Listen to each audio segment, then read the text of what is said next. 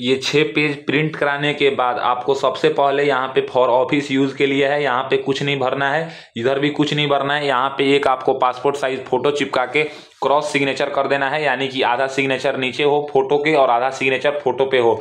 यहाँ पे आप जिस पोस्ट के लिए अप्लाई करना चाहते हैं उसका नाम लिख दीजिएगा, और यहाँ पे जिस स्टेशन के लिए अप्लाई करना चाहते हैं वो स्टेशन का नाम लिख दीजिएगा। जैसे गोवा एयरपोर्ट के लिए करना चाहते हैं या अहमदाबाद किसी भी एयरपोर्ट के लिए करना चाहते हैं वो यहाँ पे लिख दीजिएगा। क्या आपका एम्प्लॉयमेंट एक्सचेंज में रजिस्ट्रेशन है तो यहाँ पे यस कीजिएगा, तो यहाँ पे रजिस्ट्रेशन नंबर डालिएगा। अगर आप फ्रेशर हैं नहीं है तो यहाँ पे इसको नो कर दीजिएगा। फिर यहाँ पे आपको फुल नेम लिखना है, फर्स्ट में आपका फर्स्ट नेम लिखेगा, मिडिल में मिडिल नेम और लास्ट में लास्ट नेम लिखिएगा। फिर यहाँ पे आपको अपने पिताजी का नाम लिखना है, वो भी मैट्रिकुलेशन के मार्कशीट के अकॉर्डिंग। डेट ऑफ बर्थ आपको लिखना है। फिर यहाँ पे place of state of birth, आप किस स्टेट से बिलोंग करते हैं ये आपको लिखना है। उसके बाद अगर हम बात करें तो यहाँ पे देखिए, फिर आपको 5 नंबर में आपको अपना कॉरस्पॉन्डेंस एड्रेस लिखना है, पूरा पिन कोड, और यहाँ पे फिर आपको स्टेट टू स्टेट सब कुछ लिखना है। फिर यहाँ पे मोबाइल नंबर लिखना है, ईमेल आईडी लिखना है। आप जेंडर मेल है या फीमेल है उसको टिक कीजिएगा। टिक करने के बाद आपको यहाँ पे ना 10th क्लास देखिए, जिसे मैरिटल स्टेटस, आप मैरिड हैं अनमैरिड हैं जो भी हैं वो वहाँ पे आपको एक्स का निशान, जैसे अगर मैरिड हैं तो यहाँ पे एक्स कर दीजिएगा, अनमैरिड है तो यहाँ पे एक्स कर दीजिएगा। फिर 8 नंबर में नेशनलिटी आपको बताना है। फिर यहाँ पे 9 नंबर में रिलीजन बताना है। फिर यहाँ पे 10 नंबर में आपकी मातृभाषा क्या है वो बताना है। 11 नंबर में आपको अपना पैन कार्ड का नंबर यहाँ पे लिखना है। फिर यहाँ पे 12 नंबर में आधार कार्ड का नंबर लिखना है। फिर यहाँ पे 13 नंबर में आप किस कैटेगरी से बिलोंग करते हैं। अगर आप जैसे एससी से आते हैं तो यहाँ पे एक्स कर देंगे, एसटी से आते हैं तो इसमें एक्स करेंगे, ओबीसी से आते हैं तो इसमें करेंगे, ईडब्ल्यूएस से आते हैं तो इसमें, जनरल से आते हैं तो इसमें। आप जिस कैटेगरी से आते हैं ना उसमें टिक नहीं करना है, उसमें बस एक्स कर देना है। उसके बाद यहाँ पे देखिए बोल रहा है कि ईडब्ल्यूएस सर्टिफिकेट आपको लगाना पड़ेगा, OBC certificate, SC ST certificate, ये सब आपको एप्लीकेशन फॉर्म के साथ लगाना है। फिर यहाँ पे आपसे पूछेगा 13 नंबर के बी में कि क्या आप एक सर्विसमैन हैं तो यस कीजिएगा, नहीं है तो इसको नो कर दीजिएगा। उसके बाद अगर हम बात करें तो फिर यहाँ पे आपको देखिए, फिर यहाँ पे पूछेगा कि क्या आप पुलिस सर्विस से मतलब रिटायर्ड हैं, तो यहाँ पे इसको यस या नो कर दीजिएगा। फिर यहाँ पे पूछेगा डी में कि क्या आप एनी गवर्नमेंट सर्विस में मतलब कहीं जॉब किए हैं, तो इसको भी आप यस या नो कर लीजिएगा। उसके बाद यहाँ पे पूछेगा क्वालिफिकेशन 14 नंबर में आपका जो है ना, सबसे पहले आपको 10th का क्वालिफिकेशन बताना है। आप 10th किस बोर्ड से किए थे उस बोर्ड का नाम लिखना है। और यहाँ पे डेट ऑफ मंथ, आपका रिजल्ट किस डेट को आया था वो यहाँ पे लिखिएगा मार्कशीट में से देख के। फिर यहाँ पे ड्यूरेशन 1 साल लिख दीजिएगा, 1 ईयर्स, क्योंकि 10th 1 साल का होता है। फिर यहाँ पे अपना परसेंटेज बताना है 10th का। फिर यहाँ पे 12th में बोर्ड बताना है।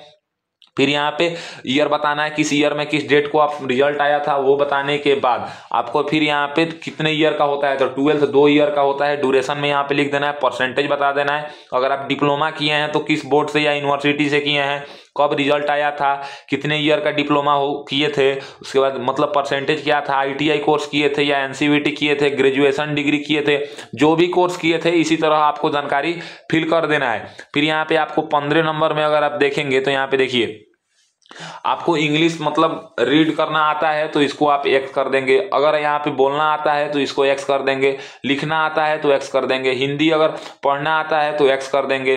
फिर यहाँ पे बोलना आता है इसको एक्स कर देंगे, लिखना आता है एक्स कर देंगे। लोकल मतलब जिस एयरपोर्ट के लिए आप अप्लाई कर रहे हैं उसका अगर आपको लोकल लैंग्वेज बोलना आता है तो यहाँ पे एक्स कर देंगे। फिर बोलना आता है तो एक्स कर देंगे, लिखना आता है एक्स कर देंगे। अगर आपको मातृभाषा अपना बोलना लिखना पढ़ना आता है तो सब में एक्स कर देंगे। उसके बाद अगर हम बात करें तो यहाँ पे वर्क एक्सपीरियंस 16 नंबर में आपके पास अगर कहीं पे भी वर्क एक्सपीरियंस है तो यहाँ पे बताइए कि आपको किस मतलब ऑर्गेनाइजेशन में आपके पास वर्क एक्सपीरियंस, ऑर्गेनाइजेशन का नाम लिखिए, किस पोस्ट पे थे, कब से कब तक थे, यहाँ पे डेट डालिए। फिर यहाँ पे नंबर ऑफ ईयर्स, कितने ईयर का आपके पास एक्सपीरियंस है, नेचर ऑफ जॉब, आप किस तरह का जॉब करते थे वो सब। अगर आप 5-6 जगह से रिटायर्ड मतलब हट चुके हैं, रिजाइन दे चुके हैं तो एक्सपीरियंस है तो सबका यहाँ पे जानकारी दीजिए। फिर यहाँ पे पूछ रहा है कि अगर आपके पास ड्राइविंग लाइसेंस हो 17 नंबर में तो आपके पास कौन सा ड्राइविंग लाइसेंस है, LMB है या HMB है, वो यहाँ पे जानकारी दीजिए। लाइसेंस नंबर दीजिए, डेट ऑफ इशू दीजिए, वैलिड अप टू दीजिए। फिर यहाँ पे पूछ रहा है कि 18 नंबर में आप किस बैंक से जो है ना डिमांड ड्राफ्ट बनवा रहे हैं वो यहाँ पे दीजिए। डिमांड ड्राफ्ट जिस बैंक से बनवा रहे हैं, अगर स्टेट बैंक से बनवा रहे हैं तो स्टेट बैंक ऑफ इंडिया लिखिएगा। किस डेट को आपको डिमांड ड्राफ्ट इशू हुआ था, डिमांड ड्राफ्ट नंबर क्या है, ये सब डिमांड ड्राफ्ट के कैसे बनता है इसका वीडियो मेरे यूट्यूब पे अपलोड है, आप वहां से जाके देख सकते हैं। उसके बाद अगर हम बात करें तो फिर यहाँ पे आपको क्या है ना कि फिल करना है कि अगर आपका कोई रिलेटिव एआई एयरपोर्ट सर्विसेज में जॉब करता है तो यहाँ पे नेम डालिए, पद डालिए, कंपनी डालिए और रिलेशन डालिए कि उससे आपका क्या रिलेशन है। फिर यहाँ पे आप जिस जगह से फॉर्म भर रहे हैं वो लिख दीजिएगा। फिर यहाँ पे आपको अपना डेट लिख देना है, जिस डेट को फॉर्म भर रहे हैं यहाँ पे सिग्नेचर कर देना है। उसके सबसे जो लास्ट पेज है ना, ये आपको समझना है कैसे क्या करना है। आप अप्लीकेशन फी दे रहे हैं, यानी कि आप जनरल ओबीसी ईडब्ल्यूएस कैटेगरी से हैं तो यहाँ पे यस करेंगे। स्कूल लिविंग सर्टिफिकेट फोटोकॉपी देना है सेल्फ अटेस्टेड करके तो यहाँ पे यस करेंगे। उसके बाद 10th स्टूडेंट मैट्रिकुलेशन का पासिंग सर्टिफिकेट एंड मार्कशीट तो यहाँ पे यस करेंगे। 12th का दे रहे हैं तो यहाँ पे यस करेंगे। फर्स्ट ईयर ग्रेजुएशन यानी कि बैचलर डिग्री का दे रहे हैं तो यहाँ पे यस करेंगे। 2 ईयर ग्रेजुएशन दे रहे हैं तो यहाँ पे यस करेंगे। 3 ईयर ग्रेजुएशन दे रहे हैं सबको यस करेंगे। जो भी आप दे रहे हैं सब ITI मतलब डिप्लोमा। फिर यहाँ पे अगर नीचे हम आए तो यहाँ पे डोमिसाइल सर्टिफिकेट दे रहे हैं तो यस करेंगे। पैन कार्ड दे रहे हैं तो यस करेंगे। आधार कार्ड दे रहे हैं तो यस करेंगे। इनकम दे रहे हैं, इनकम केवल EWS के लिए है। आप इसमें से जो सर्टिफिकेट आप दे रहे हैं जिसके लिए आप एलिजिबल हैं वहीं यस कीजिएगा, सभी यस नहीं कीजिएगा। ये सब यस करने के बाद आपको ये सबसे लास्ट पेज है, उसके बाद ये पेज रहेगा, ये पेज रख देना है। उसके बाद आपको ये वर्क एक्सपीरियंस वाला पेज रहेगा। उसके बाद यहाँ पे ये क्वालिफिकेशन डिटेल्स वाला पेज रहेगा। उसके बाद ये पेज रहेगा यहाँ पे देखिए 5 नंबर में। फिर यहाँ पे ये पेज रहेगा। जैसे ये था तैसे आपको सबको सही कर लेना है और इसके नीचे आप जो जो डॉक्यूमेंट्स में यस किए हैं वो सबका एक एक फोटोकॉपी करा के सेल्फ अटेस्टेड कर देना है और इसके नीचे पिन अप कर लेना है। अगर आप जनरल ओबीसी EWS कैटेगरी से आते हैं तो आपको 500 रुपए का डिमांड ड्राफ्ट बनवा लेना है। और जिस जगह पे इंटरव्यू था, मतलब मैं वीडियो को पहले ही बताया कि किस जगह पे इंटरव्यू है, उस जगह पे आपको जाके इंटरव्यू देना है। अगर आपका सिलेक्शन होता है तो 20 दिन में आपके पास कॉल या मेल आ जाएगा। तो दोस्तों इसका जो सिलेक्शन कैसे होता है, कैसे क्या करना है, वर्क कैसा है, ये सब का वीडियो मेरे चैनल पे अपलोड है। आप जाके वीडियो देखिएगा तो आपको पूरा समझ में आ जाएगा।